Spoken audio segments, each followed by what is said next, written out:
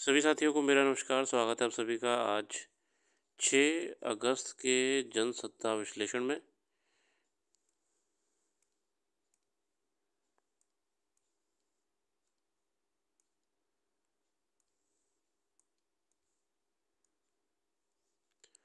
सभी साथियों को मेरा नमस्कार। स्वागत है आप सभी का आज 6 अगस्त के जनसत्ता विश्लेषण में। आइए शुरू करते हैं जनसत्ता विश्लेषण बिना किसी देरी के। प्रथम प्रश्न में है, बांग्लादेश को लेकर खबर है, वहाँ तक तबलट हो चुका है। शेख हसीना ने देश छोड़ दिया है और वह भारत पहुंची हुई हैं। इसके अलावा अभी वहाँ पे राजनीतिक अस्थिरता चरम पे है। आर्मी ने टेक ओवर कर लिया है और समय रहते देखते हैं अंतिम सरकार कैसे बनाई जाएगी, इस पे काम होगा। पहले तो वहाँ पे चल रही अशांति को कंट्रोल करने का प्रयास है आर्मी के द्वारा।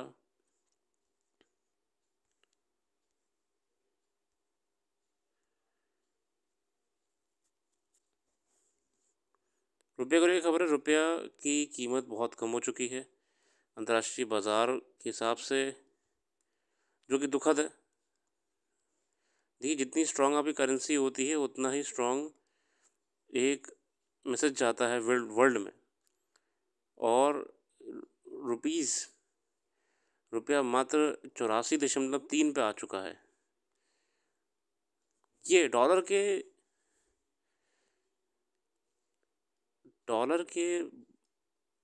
बिल्कुल भी अनुरूप नहीं है, जिस हिसाब से हमें भारत का व्यापार और भारत की मुद्रा को वैश्विक रूप से पेश करना था।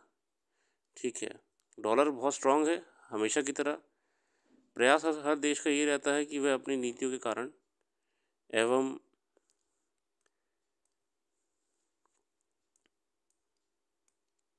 प्रतिवर्ष लेन देन अंतर्राष्ट्रीय स्तर के उनके माध्यम से भी ये प्रयास करता है कि रुपये का मूल्य मजबूत रहे। अमेरिकी अर्थव्यवस्था में मंदी की आशंका से भारत सहित दुनिया के तमाम देश के शेयर बाजार बिखर गए।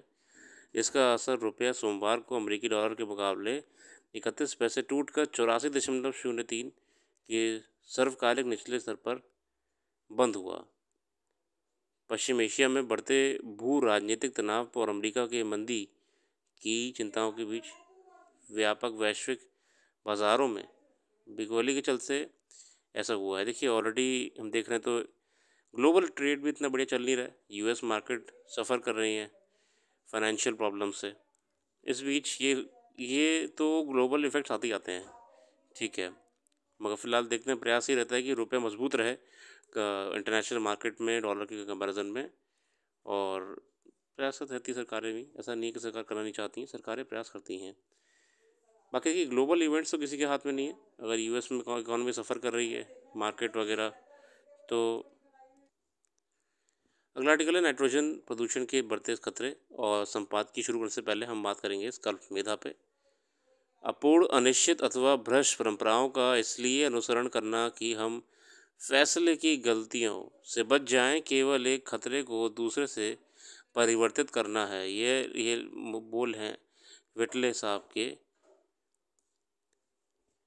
इन थिंकर्स के द्वारा कही गई बातें हैं वर्तमान परिस्थितियों में भी बहुत सटीक बैठती हैं। इसलिए इनको आप याद भी करते रहा करिए और लिखने का प्रयास करा करिए, ताकि आप अपने उत्तर लेखन में इनको अगर जोड़ लेंगे तो आपको फ़ायदा मिलेगा। अब लास्ट मोमेंट में क्या होता है, लोग ढूंढते रहते हैं, सर हमें क्या कहते हैं, ये कोटेशंस कहाँ से लाएँ, कैसे कोट करें। तो आप डेली बेसिस पे करिए, काम हो जाएगा आपका। और आज का नाइट्रोजन प्रदूषण के बारे में बात करेंगे। इसकी मैं थोड़ी सी एक ओवरव्यू दिया है रामानुज पाठक जी द्वारा अपने संपादकीय में। नाइट्रोजन का एक आवश्यक तत्व है, लेकिन नाइट्रोजन का अत्यधिक स्तर पारिस्थितिकी तंत्र, मानव स्वास्थ्य और अर्थव्यवस्था के नुकसान पहुंचा सकता है। 1940 और 1950 के दशक में शुरू हुई हरित क्रांति एक महत्वपूर्ण कृषि परिवर्तन था, जिसमें खाद्य उत्पादन बढ़ाने के लिए उच्च उपज वाली फसल किस्मों, सिंचाई और उर्वरकों की शुरुआत हुई। हरित क्रांति ने अपने लक्ष्य हासिल कर लिए, पर उसके अनपेक्षित पर्यावरणीय परिणाम हुए, जिसमें नाइट्रोजन प्रदूषण भी शामिल है। देखिए, ग्रीन रेवोल्यूशन हम जानते हैं कि 1950-1960 के आसपास में यह प्रयास करा गया था कि उत्पादन को ज़्यादा से ज़्यादा बढ़ाया जाए। अब हर चीज़ के देखिए पॉजिटिव और नेगेटिव पॉइंट दोनों होते हैं। नेगेटिव पॉइंट क्या हुआ, एक और नेगेटिव पॉइंट तो बहुत सारे हुए थे, मगर पर्यावरणीय नेगेटिव पॉइंट में से एक नेगेटिव पॉइंट क्या था, नकारात्मक पहलू ये निकला था कि नाइट्रोजन प्रदूषण बढ़ गया बहुत। नाइट्रोजन प्रदूषण जानते हैं कैसे? अधिक उपज लेने के लिए किसानों ने बड़ी मात्रा में नाइट्रोजन उर्वरकों का इस्तेमाल किया, है ना? हम जानते हैं कि सॉइल में रिक्वायरमेंट किस चीज़ की होती है, NPK। ये किस रेशियो में होता है आप लोग बताइए? NPK किस रेशियो में होता है? एक रेशियो में होता है ये। तो हमने नाइट्रोजन उर्वरकों का इस्तेमाल बढ़ा दिया था। नाइट्रोजन उर्वरकों के अत्यधिक उपयोग के कारण मिट्टी, पानी और हवा में नाइट्रोजन प्रदूषण, प्राकृतिक पोषक तत्वों के चक्र में व्यवधान, जैव विविधता में कमी, मानव स्वास्थ्य पर नकारात्मक प्रभाव पड़े हैं। तो वही नाइट्रोजन का एक्सेस होने से ओवरऑल साइकिल में भी कहीं न कहीं नाइट्रोजन की एक्सेस हो गई है। नाइट्रोजन प्रदूषण के कारण जलमार्गों में यूट्रोफिकेशन, शैवाल का अत्यधिक वृद्धि होना, है ना? ये भी नाइट्रोजन की वजह से ही होता है। जलीय पारिस्थितिकी प्रणालियों में मृत क्षेत्र, डेड ज़ोन्स कहते हैं, वहाँ पे ऑक्सीजन होती नहीं है।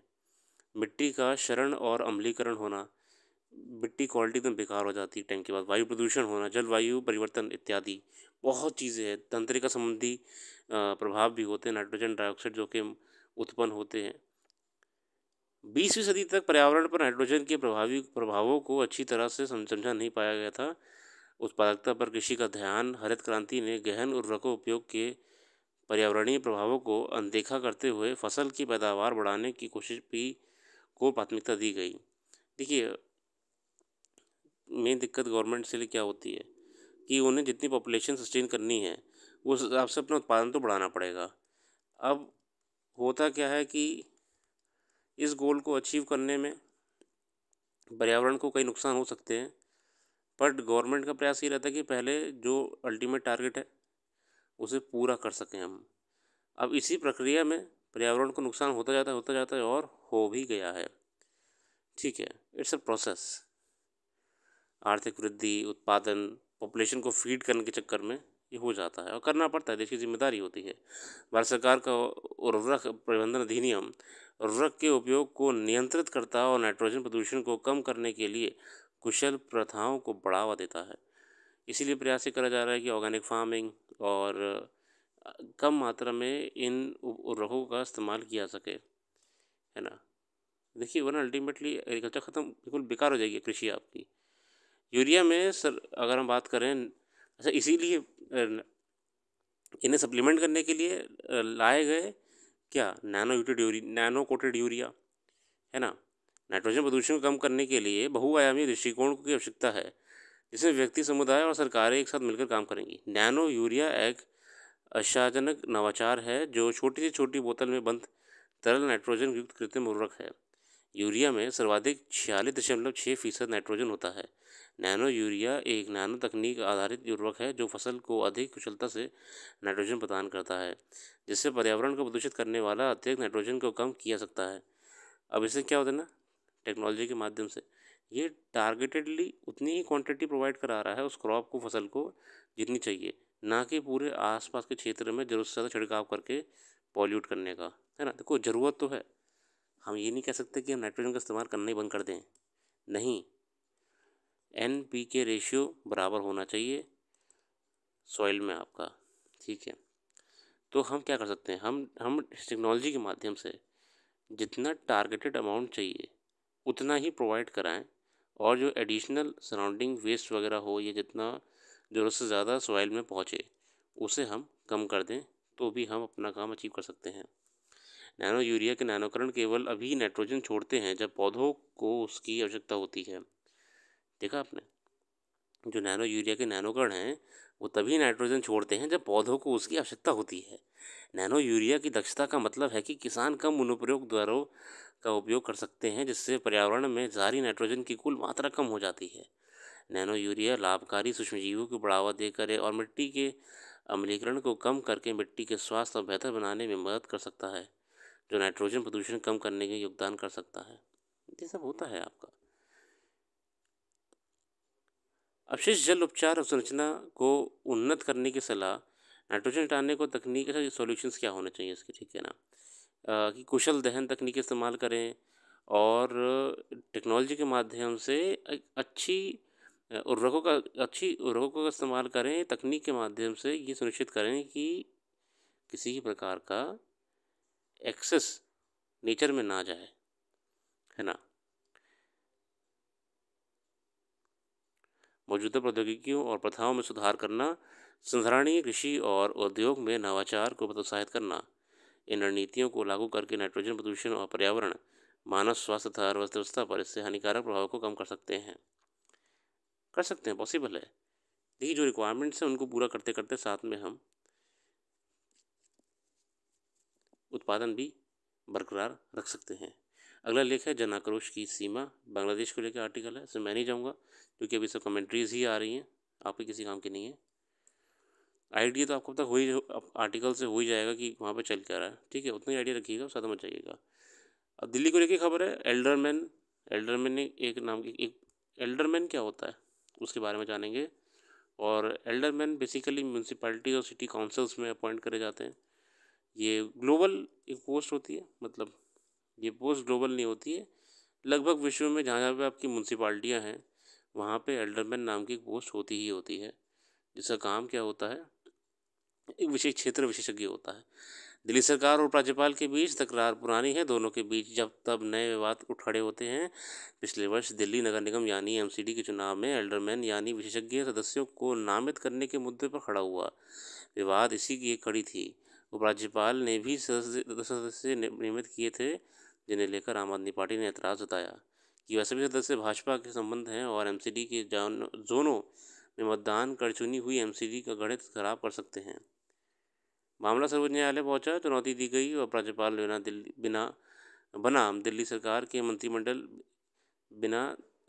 मंत्रिमंडल सलाह लिए सदस्यों को नामित नहीं कर सकते हैं। ये चैलेंज करा गया था कि उपराज्यपाल जैसे कि हम जानते हैं कि जनरली ये कहा जाता है कि एलजी हैं या गवर्नर हैं, उनको काउंसिल ऑफ मिनिस्टर्स से सलाह लेनी चाहिए कोई भी नियुक्ति करते वक्त या कोई भी ऐसा मेजर निर्णय लेते वक्त जिससे उस क्षेत्र विशेष या राज्य विशेष में असर पड़ेगा, ठीक है। बस इसी कॉन्सेप्ट को, इसी लॉजिक को लगाते हुए दिल्ली आम आदमी पार्टी कोर्ट चली गई थी कि हमसे सलाह नहीं ली गई है, काउंसिल ऑफ मिनिस्टर्स से एल्डरमैन की पोस्टिंग कराने में सलाह नहीं ली गई है। और सुप्रीम कोर्ट ने हालांकि इस फैसले को पलटा नहीं, ये क्लियर कर दिया है कि जो अधिनियम है उस अधिनियम में ये क्लियरली मेंशन है कि एलजी अपने इंडिपेंडेंट थॉट से अपने हिसाब से अपॉइंट कर सकता है, उसमें काउंसिल ऑफ मिनिस्टर्स की सहमति की ज़रूरत नहीं चाहिए। यही कंट्रोवर्सी का मुद्दा दिल्ली सरकार और राज्यपाल साहब के बीच में बना हुआ है।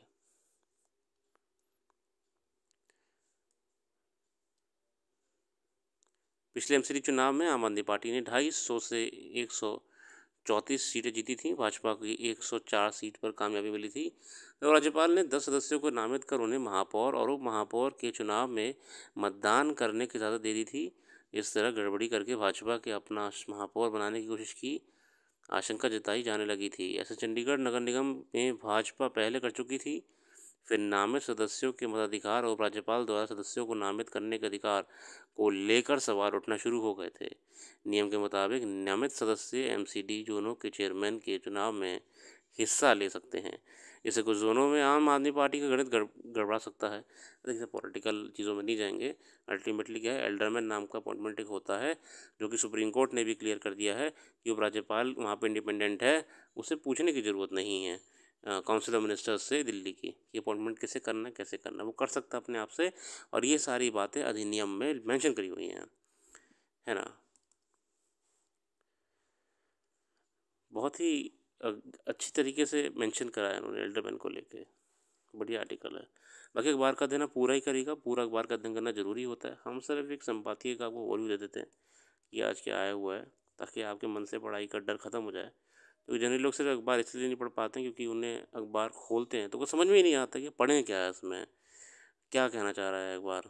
फिर कुछ दिनों में अखबार बंद कर देते हैं। ऐसा नहीं है, अखबार पूरा अध्ययन करना चाहिए। कुछ खबरें होती हैं ज़रूरी, वो आपको जानना ज़रूरी होता है और स्वयं अध्ययन तो हमेशा बेहतर होता ही है। बाकी आज के इस क्विक एनालिसिस में इतने रखते हैं। आप लोगों ने अपना समय दिया, जो भी करंट अफेयर्स यहाँ पर डिस्कस नहीं कर पाए वो हमने वेबसाइट पर डाल दी है। वेबसाइट का लिंक डिस्क्रिप्शन में मौजूद है। कल फिर आएंगे नई वीडियो के साथ। अपना कीमती समय देने के लिए बहुत बहुत धन्यवाद।